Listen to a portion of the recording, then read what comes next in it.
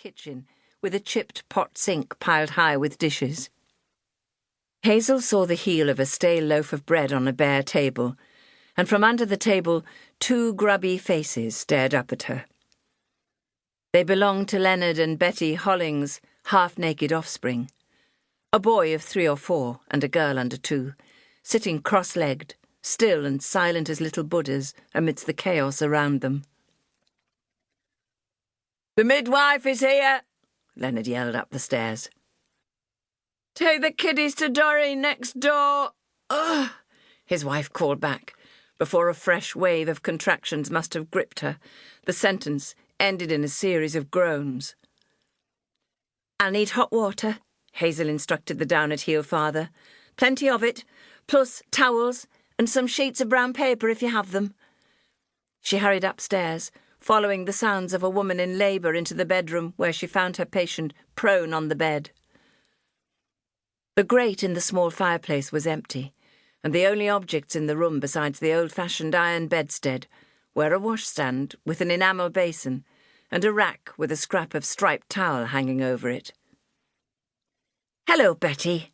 It seems Leonard called for me in the nick of time," Hazel remarked as she put her bag on the washstand, then picked up the frayed cloth. "I take it this is the only towel you have." It was straight down to business, and no mistake. Betty turned her head away and gripped the sides of the thin mattress. She was propped up on 2 pillows, their covers stained a nasty brown.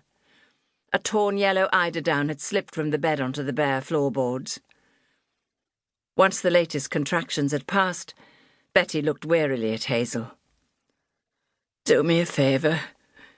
Make sure Len gets off to work, there's a love." Hazel tilted her head to one side. "Are you sure? Won't you want to stay until after the baby's born?" Quickly taking everything in, she grew concerned about the lack of hygiene and heat in the room. Still, she'd better lay out her instruments on the washstand. Scissors, cord clamps, fetal stethoscope, and not act in any way that would cause alarm. "Not Len. He's not interested in this end of the business," Betty told her matter-of-factly. "Don't get me wrong. He'll be happy enough after baby puts in an appearance. But for the time being, he's better off putting in his shift at Kingsley's." Hazel took out cotton swabs and forceps. Betty was as scrawny as her husband, and her hips were narrow, so it was best to be prepared.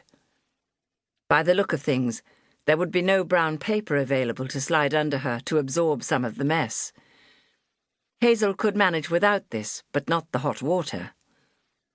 Approaching the bed, she put her stethoscope against Betty's swollen abdomen.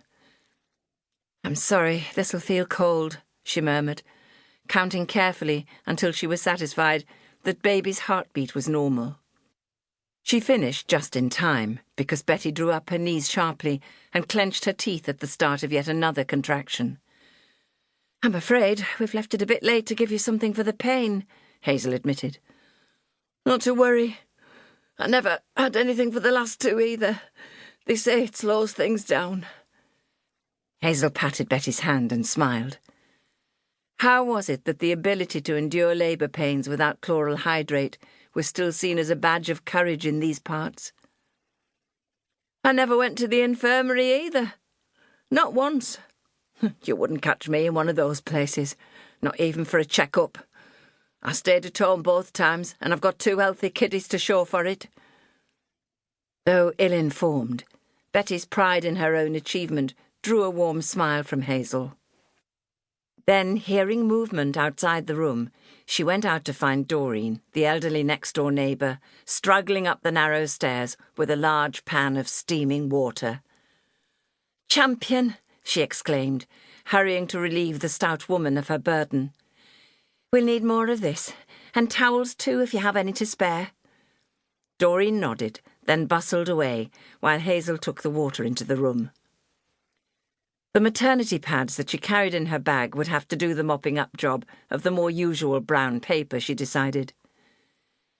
"Would you like Doreen to send for your mother?" she asked, as she prepared Betty for a further examination. "No, Ta," came the resigned reply. "Mum and Len..."